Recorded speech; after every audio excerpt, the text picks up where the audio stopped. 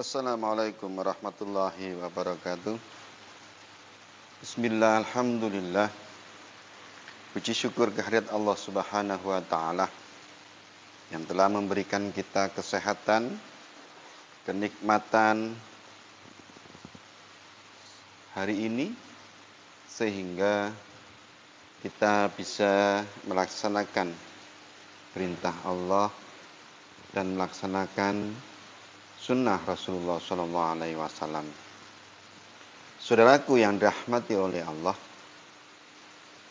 banyak orang di antara kita yang terkena sakit, yang terkena musibah, entah itu sakit fisik, sakit psikis, maupun sakit gangguan sihir, kena ain, kena pelet, kena guna-guna, dan gangguan lainnya.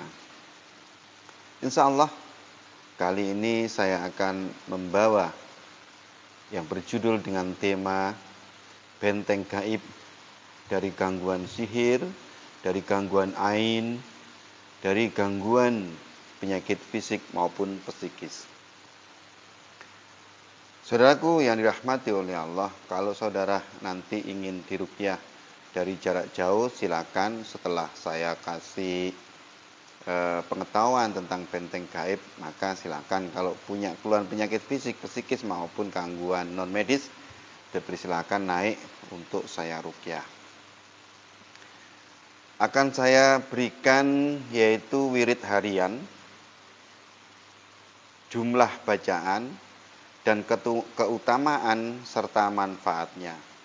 Manfaat itu apabila kita membaca zikir-zikir ini nanti akan dijaga oleh malaikat, mengusir setan dari rumah, dan sebab masuk dan bisa sebabnya masuk surga.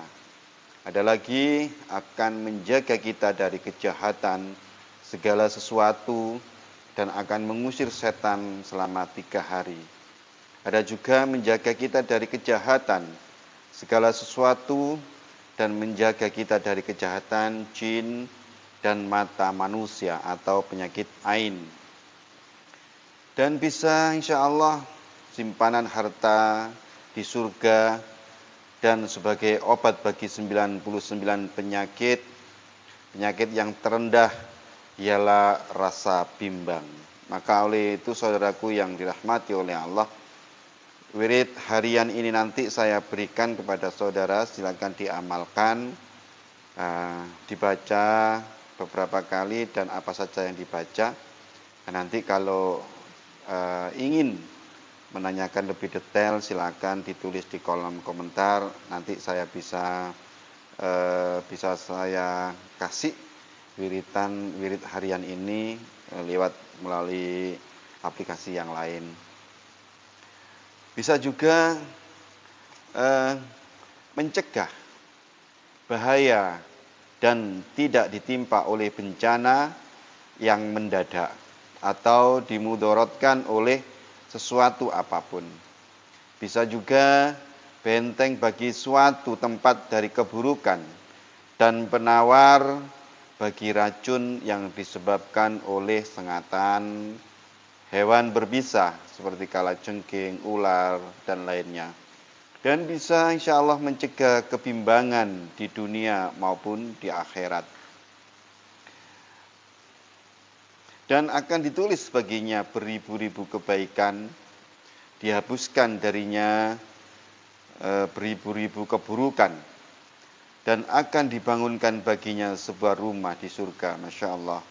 Ada juga 3 lipat kekuatan penjagaan dari syaitan.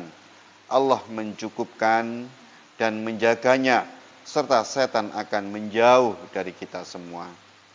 Apa saja wirid harian tersebut? Silakan disimak. Yang pertama adalah wirid hariannya apa, jumlah bacaannya berapa, lalu keutamaannya dan manfaat itu apa saja. Kalau kita punya masalah di dunia ini, punya sakit fisik, psikis, gangguan non medis, atau rezeki kita belum lancar, atau kita sedang diuji oleh Allah, tentang itu rezeki, tentang itu kesehatan, entah itu anak, entah itu keluarga, maka silakan membaca wirid harian ini. Insya Allah ujian tersebut akan diselesaikan oleh Allah secepat mungkin. Yang pertama, membaca ayat kursi.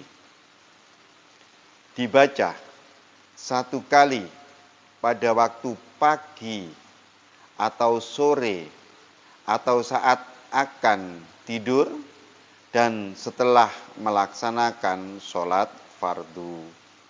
Ayat kursi ini dibaca setiap habis sholat fardu, sholat 5 kali. Bisa juga dibaca pagi dan sore. Keutamaannya, siapa saja yang membaca surat ayat kursi ini, maka kita dijaga oleh malaikat, mengusir setan dari rumah dan sebab bisa masuknya surga. Masya Allah. Yang saya sampaikan ini adalah dalil-dalil yang sahih dan bisa diamalkan. Yang kedua, membaca 2 ayat terakhir surat Al-Baqarah. Dibaca 1 kali pada waktu sore atau sebelum tidur, atau dibaca di rumah. Keutamaannya kita akan dijaga dari kejahatan segala sesuatu dan akan mengusir setan dari rumah selama 3 hari.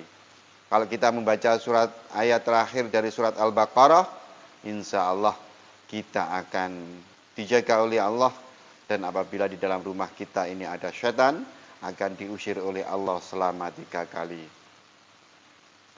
Lalu wirid harian yang ketiga adalah membaca surat Al-Ikhlas, Al-Falaq, dan An-Nas. Dibaca 3 kali pada waktu pagi dan 3 kali pada waktu sore. 1 kali saat akan hendak tidur dan setiap hari setelah sholat fardu.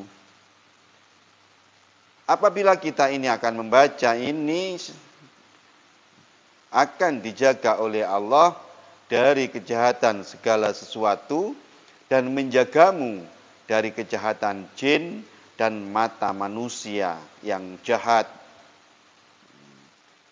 Yang keempat, wirid hariannya adalah membaca la haula wala quwata illa billah. Memperbanyak mengucapkannya tanpa pembatasan jumlah tertentu, agar tidak lupa. Dibaca habis sholat juga bagus, la haula wala quwata illa billah. Bisa dibaca 1 kali, 3 kali, bisa 10 kali, bisa 33 kali, bisa 100 kali. Terserah, yang penting ganjil. Atau dibaca tanpa hitungan, silakan. Keutamaannya, simpanan harta kita di surga dan sebagai obat bagi 99 penyakit. Penyakit yang terendah ialah penyakit bimbang. Kalau kita ini punya suatu penyakit,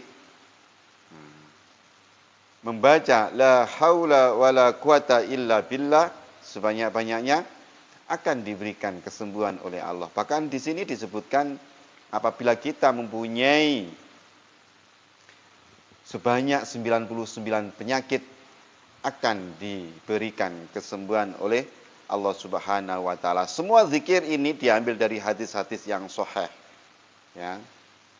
Jika dibaca, insya Allah akan terpenuhi. Lanjut, wirid harian lainnya yaitu membaca Bismillahilladzi la yadduru ma'asmi syai'un fil ardi wala fis sama' wa huwas samiul alim. Dibaca 3 kali pada waktu pagi dan 3 kali pada waktu sore. Mencegah, keutamaannya dan manfaatnya mencegah bahaya dan tidak ditimpa oleh bencana yang mendadak seperti banjir, longsor, kebakaran, tabrakan, dan lain sebagainya, atau dimudaratkan oleh sesuatu apapun. Lalu wirid yang lainnya adalah membaca a'udzu bi kalimatillahi tammati min syarri ma khalaq. A'udzu bi kalimatillahi tammati min syarri ma khalaq. Dibaca 3 kali pada waktu sore. Keutamaan dan manfaatnya adalah benteng dari suatu tempat dari keburukan dan penawar bagi racun yang disebabkan oleh sengatan, kalajengking atau binatang berbisa lainnya. Lalu wirid hariannya yang lain membaca la ilaha illallah, la ilaha illallah wahdahu la syarikalah, lahul mulku wa lahul hamdu wa huwa ala kulli syai'in qadir. Dibaca 10 kali pada waktu pagi dan 10 kali pada waktu sore, atau 100 kali lebih dalam sehari. Usahakan membaca la ilaha illallah, la ilaha illallah wahdahu la syarikalah, lahul mulku wa lahul hamdu wa huwa ala kulli syai'in qadir. Setiap hari dibaca 100 kali. Terserah mau baca sehabis sholat atau sekaligus 100 kali, dipersilahkan. Keutamaan dan manfaatnya adalah benteng dari yang agung dari Allah. Ditulis baginya 100 kebaikan. Masya Allah. Dan mendapatkan pahala dan dihapuskan 100 keburukan, mendapatkan pahala seperti pahala memerdekakan 10 budak. Insya Allah, kalau kita benar-benar mau menjalankan sunnah-sunnah Rasul yang berupa wirid harian, kita akan dijaga oleh Allah, kita akan diberikan rezeki yang barokah oleh Allah. Lalu wirid harian lainnya membaca la ilaha illallah, la ilaha illallah wahdahu la syarikalah, lahul mulku wa lahul hamdu wa huwa ala kulli syai'in qadir wa yumitu wa huwa hayyu la yamuttu biyadihil khair wa huwa ala kulli syai'in qadir. Dibaca 1 kali saat memasuki pasar. Kalau kita mau ke pasar, silakan membaca doa ini. Akan manfaatnya dan keutamaannya adalah akan ditulis baginya beribu-ribu kebaikan. Dan dihapuskan darinya beribu-ribu keburukan. Dan akan dibangunkan baginya sebuah rumah di surga. Masya Allah. Silakan yang sudah bergabung. Terima kasih telah melihat. Insya Allah yang melihat dan komentar, yang silakan berkomentar bila tidak paham. Dan insya Allah akan bermanfaat bagi kita semua. Selanjutnya yaitu wirid harian membaca Bismillahirrahmanirrahim wala haula wala quwata illa billah. Dibaca 1 kali saat akan keluar dari rumah.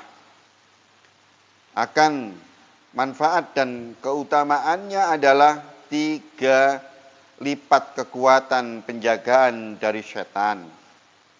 Allah akan mencukupkan dan menjaganya serta setan akan menjauh darinya. Masya Allah. Dan doa ini akan diaminkan oleh para malaikat. Lanjut wirid hariannya adalah A'udzu billahil azim wa biwajhihil karim wa bisultanihil qadim minasyaitonir rajim. A'udzu billahil azim wa biwajhihil karim wa bi sultanihil qadimi minas syaitonir rajim. Dibaca sekali saat memasuki masjid. Keutamaan dan manfaatnya adalah akan dijaga dari tipu daya setan sehari penuh. Masya Allah. Lalu wirid harian lainnya adalah Astaghfirullah, Astaghfirullahalladzi la ilaha illa huwal hayyul qayyum a'udzu ilaihi. Dianjurkan untuk banyak mengucapkannya. Keutamaan dan manfaatnya untuk menghilangkan kebimbangan, mendatangkan rezeki, dan aman dari azab Allah. Kalau saudara kalau kita rezekinya masih belum baik atau belum punya pekerjaan, maka amalkan amalan ini. Wirid harian yang dibaca adalah Astaghfirullahalladzi la ilaha illa huwal hayyul qayyum wa atubu ilaihi. Dibaca sebanyak mungkin. Lalu wirid hariannya adalah memperbanyak mengucap sholawat kepada Nabi Sallallahu Alaihi Wasallam. Bacanya bisa sholawat itu macam-macam. Bacanya bisa Allahumma sholli wa sallim ala Muhammad bisa. Atau Allahumma sholli wa sallim ala Sayyidina Muhammad bisa. Atau sholawat Ibrahim yang dibaca saat sholat tahiyat akhir. Jumlah yang dibaca tidak ada batasan. Bagi jumlah bacaan paling sedikit adalah 10 kali pada waktu pagi dan 10 kali pada waktu sore. Keutamaan dan manfaatnya adalah dihindarkan dari seseorang dari kebimbangan. Kita kalau bimbang akan dihindarkan oleh Allah dan akan mendapat pengampunan dosa, lalu menghimpun kebaikan di dunia dan akhirat, dan untuk mendapatkan syafaat Nabi Sallallahu Alaihi Wasallam. Masya Allah, kalau kita sering-sering membaca sholawat Nabi, kita insya Allah akan mendapat syafaat dari Nabi Muhammad Sallallahu Alaihi Wasallam. Lalu wirid hariannya adalah menjaga sholat bagi laki-laki berjamaah di masjid dan tetap menjaganya setiap hari, istiqomah dan harus sabar. Amalannya adalah sholat 5 waktu. Keutamaan dan manfaatnya menjaga diri dari tipu daya setan, jin dan manusia, serta semua kejahatan. Lalu wirid hariannya adalah Astaudi'ukumullahul la tasihu wadani'uhu. Ya. Baca tulisannya kecil-kecil, kalau tidak pakai kacamata kurang jelas. Saya ulang. Astaudi'ukumullahul la tasihu wadani'uhu. Nah, ini dibaca pada setiap sesuatu yang ingin dijaga. Kalau kita menginginkan sesuatu yang ingin dijaga, maka silakan membaca doa ini. Keutamaan dan manfaatnya, harta kita akan dijaga oleh Allah, anak dan lainnya dijaga oleh Allah dari kerusakan atau dari pencurian. Saudaraku yang dirahmati oleh Allah, ini adalah keutamaan doa harian, sehingga kita nanti akan dijaga oleh Allah. Kita akan dilindungi oleh Allah dari setan, dari jin, dari manusia, dari hewan, dari kehancuran yang mendadak, mati mendadak, bisa memperlancar rezeki. Maka silakan diamalkan doa-doa tersebut, sehingga apa keinginan kita akan diberikan oleh Allah Subhanahu wa taala. Tidak berat doa-doa tersebut. Kalau ingin dekat, Kalau ingin kita ini mudah dan ringan, maka silakan dibaca setiap habis sholat. Insya Allah kita akan terbiasa, tidak terpaksa, kita akan mendapatkan hikmahnya. Kalau tidak melakukan amaliyah tersebut, terasa ada yang kurang, karena kita sudah mencintai amaliyah-amaliyah yang diperintahkan oleh Rasulullah SAW. Lalu tema lain akan saya jelaskan.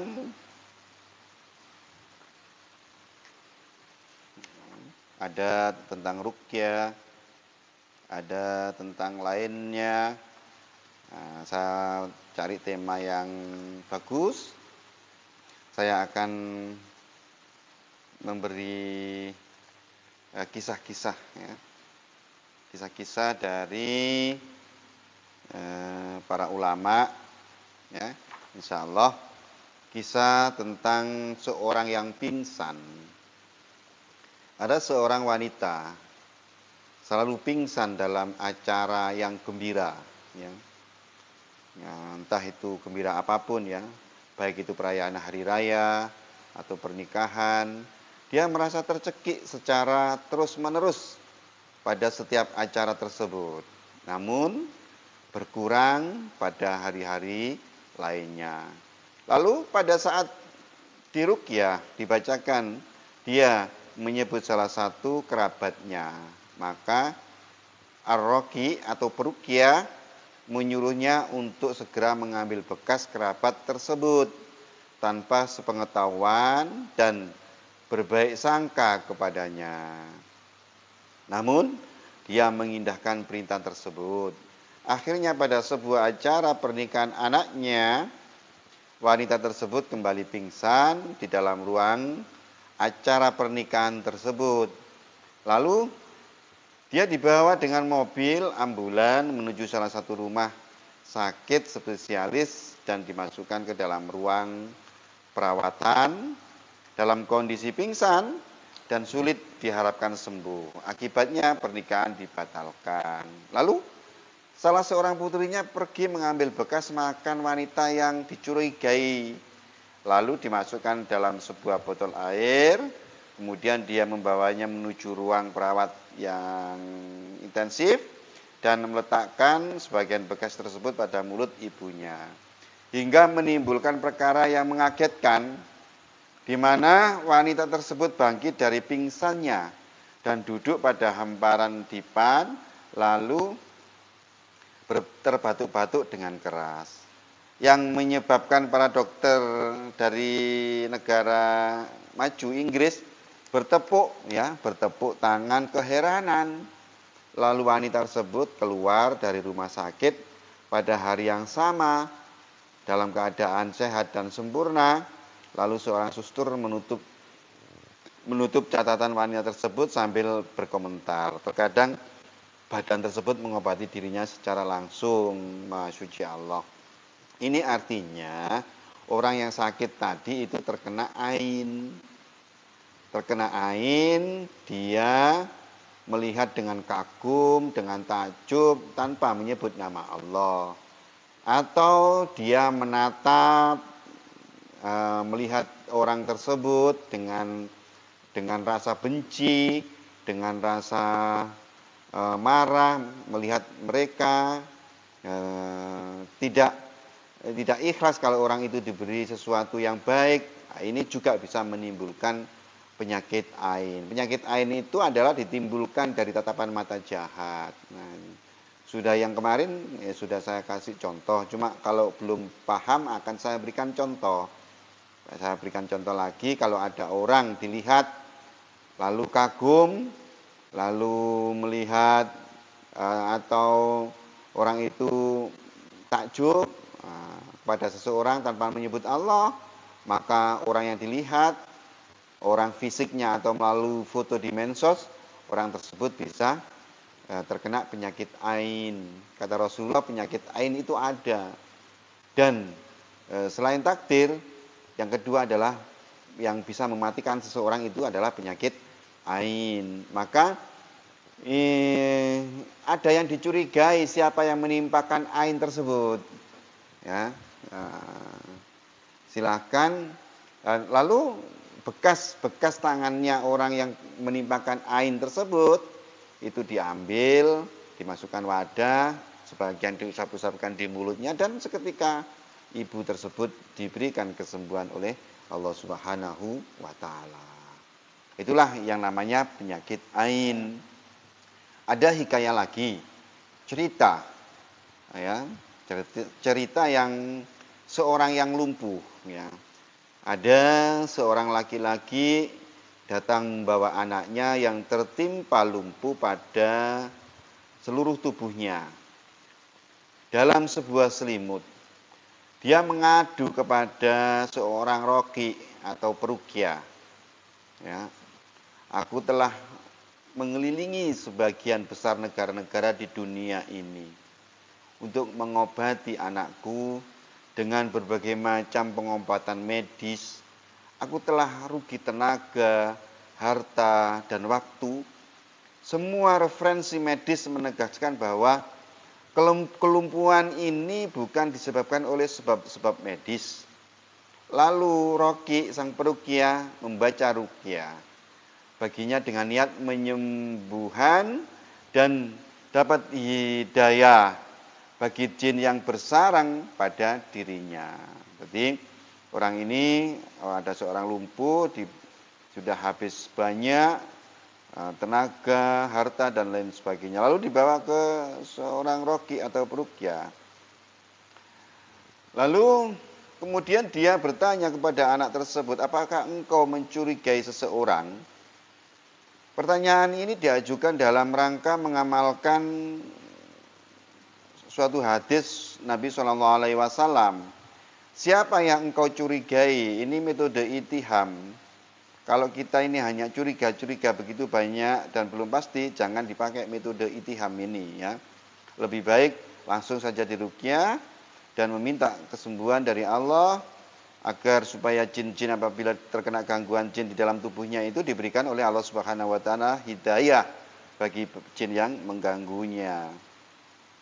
Maka anak tersebut menjawab, aku tidak berpikir saat ini kecuali bapakku ini. Yang dicurigai adalah bapaknya sendiri. Lalu bapaknya terheran-heran sambil berkata, apakah aku yang menyebabkan tertimpa penyakit ain, tanda penyakit ain tatapan mata yang jahat, padahal aku telah mengerahkan harta dan waktuku bagi kesembuhan si anakku ini. Lalu sang peruqyah menjelaskan bahwa ain tersebut bisa dipancarkan dari seorang yang paling disayang dan bukan menjadi syarat bahwa ain tersebut mesti dari orang yang dengki dan pemarah. Akan tetapi pada saat seorang mengungkapkan kekagumannya tanpa disertai zikir kepada Allah, biasanya setan menghadiri keadaan tersebut dan memanfaatkannya seperti yang dijelaskan Nabi SAW. Ada penyakit yang ditimbulkan oleh mata. Itu benar adanya kata Rasulullah yang disertai oleh setan. Oleh tatapan mata setan. Di situ ada kerjasamanya setan untuk membuat anak itu sakit. Siapa yang bisa menimpakan ain dari orang yang kita sayang, termasuk ayah, ibu, saudara, tetangga, dan siapa saja, tanpa ada rasa iri dengki, tanpa ada rasa marah, hanya kagum gitu saja, maka dia bisa menyebabkan penyakit ain. Setan tidak melihat pada kebaikan niat orang yang mengungkapkan pujian tersebut. Dia hanya mengetahui apakah seseorang itu berzikir atau orang yang dikagumi, apakah dia membentengi dirinya atau tidak dengan zikir. Atau orang yang dipuji tersebut berdasarkan sabda Nabi SAW dikatakan penghalang antara aurat seseorang dengan jin adalah ucapan Bismillah. Nah, kalau kita ini mengerjakan sesuatu, ya, itu kita harus diusahakan mengucapkan bismillah, memakai baju bismillah. Kalau doa-doa yang tidak hafal begitu banyak, maka masuk WC bismillah, keluar rumah bismillah, memandang foto bismillah, memandang orang itu bismillah, men-share video itu bismillah. Insya Allah kita akan dilindungi oleh Allah. Dan akhir dari pekerjaan itu semua diakhiri dengan alhamdulillah.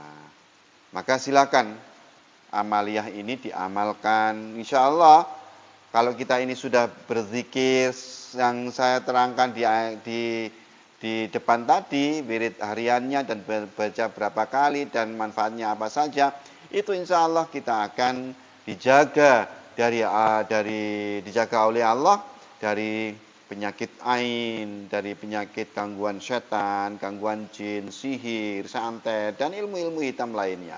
Insya Allah kita akan dijaga oleh Allah dari hal-hal tersebut, bahkan penyakit fisik, psikis, serta kita akan diberikan rezeki oleh Allah yang berkah sehingga kita mendapatkan setiap hari rezeki yang berlimpah. Dan jangan lupa kalau kita diberikan rezeki oleh Allah, kita harus bersedekah semampunya setiap hari. Insya Allah kalau kita bersedekah setiap hari, boleh di orang, boleh di masjid dan lainnya, insya Allah kita akan rezeki kita semakin berkah.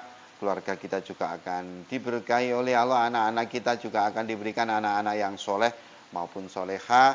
Keluarganya juga akan diberikan oleh Allah keluarga yang sakinah, mawaddah, warahmah. Bahkan orang yang meninggal, orang tua kita, itu akan mendapatkan amaliyah jariyah kepada anak-anaknya yang berbuat kebaikan tersebut. Karena anaknya itu adalah anak yang soleh atau solihah. Setiap kita melakukan kebaikan, itu fotokopi kebaikan tersebut diberikan kepada orang tua kita. Sehingga orang tua kita di alam kubur tidak akan disiksa oleh Allah, bahkan mendapatkan keringanan dan mendapatkan kebaikan di dalam alam kubur tersebut. Insya Allah. Lalu bekas orang tuanya diambil.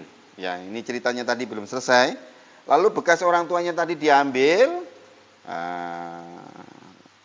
melalui segelas teh yang diminumkan. Seumpama bekasnya di buku gini ya, dia ambil. Buku ini pernah dipegang oleh ayahnya yang menimpakan ain tersebut.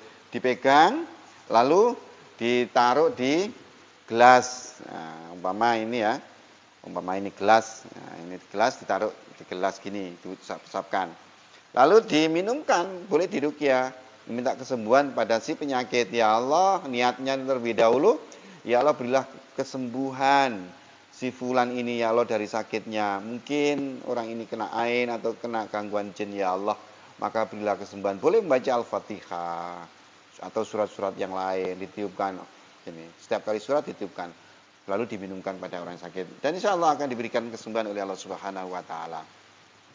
Dan akhirnya muncullah keajaiban yang tidak terduga, di mana anak tersebut mulai bergerak. Yang awalnya tadi lumpuh, mulai bergerak tanpa kehendaknya, bergerak sendiri karena Allah Ta'ala. Dia mulai merayap di bumi, merangkak, lalu bangkit sedikit demi sedikit dengan berat. Kemudian dia menggerak-gerakkan seluruh anggota badannya, lalu melangkah beberapa langkah, lalu terjatuh dan ia kembali bangkit. Bapaknya menangis terharu, lalu berkata, aku mengingat 2 tahun yang lalu, kata ayahnya. 2 tahun yang lalu silam itu saat para tamu berkunjung ke rumah, aku memuji anakku ini karena pelayanannya yang baik kepada para tamu. Namun pujian itu tanpa disertai zikir kepada Allah. Demi Allah, tidak ada anak yang bermanfaat bagiku kecuali anak ini. Pujiannya seperti itu, ya.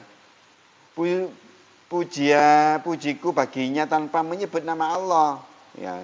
Dia muji anaknya sendiri tanpa menyebut nama Allah 2 tahun yang lalu, dan dia bisa menyebabkan anak ini sakit sampai menghabiskan harta, waktu, sudah berobat ke luar negeri. Ternyata belum diberikan kesembuhan oleh Allah, si anaknya tadi diberikan sakit lumpuh. Dengan begitu dia tahu yang mencurigai ayahnya yang menimpakan ain, maka bekas tangan ayahnya yang menempel ditaruh di gelas dan diminumkan, anak ini diberi kesembuhan oleh Allah Subhanahu wa taala. Setelah itu anakku merasakan sakit yang kronis setelah memuji itu, sampai dia lumpuh selama 2 tahun. Dan tidak ada dokter spesialis penyakit lumpuh baik di dalam negeri atau di luar negeri, kecuali aku pergi kepadanya. Akhirnya orang tuanya berterima kasih pada roki tersebut, peruqyah tersebut, sambil berkomentar membawa penyakit dirinya pada selimutnya. Dan memang peruqyah ini hanya meruqyah, dan kesembuhan itu bukan dari peruqyah, bukan dari bacaannya, tapi dari Allah Subhanahu wa taala. Hikmahnya, saudaraku sekalian yang dirahmati oleh Allah, kalau kita ini memuji anak kita sendiri, memuji suami, memuji istri, memuji tetangga, melihat orang lain, usahakan membaca bismillah atau masya Allah.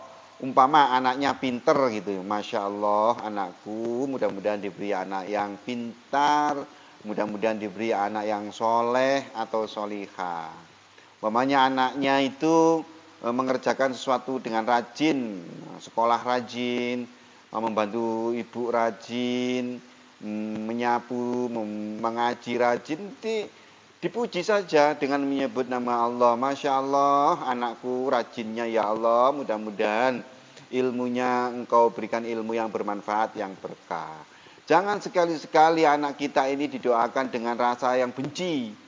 Jangan didoakan anak kita ini sesekali dengan rasa yang sangat tidak boleh, dilarang oleh agama. Contoh, kamu kok lama-lama sudah belajar sekolah ini kok nggak pinter-pinter. Jangan seperti itu. Ya, dari dulu di sekolah kok sih bodoh saja, jangan seperti itu. Ucapan ini adalah doa. Anak kita, perilaku anak kita sebagaimanapun jangan dikatakan yang jelek. Katakan anak kita ini yang baik-baik. Kalau anaknya mengerjakan yang salah, mudah-mudahan ya Allah anak saya ini engkau beri hidayah sehingga anak ini dapat melakukan kebaikan atas ridhamu ya Allah. Mudah-mudahan kalau anak ini belum paham tentang ilmu, suatu ilmu di sekolah, suatu ilmu di pondok, suatu ilmu apapun, maka berilah kemudahan ilmunya ya Allah, sehingga anak-anak saya ini paham dan menjadi anak yang soleh. Jangan sekali-sekali kita sebagai orang tua itu mendoakan atau mengucapkan kata-kata kotor pada anak kita.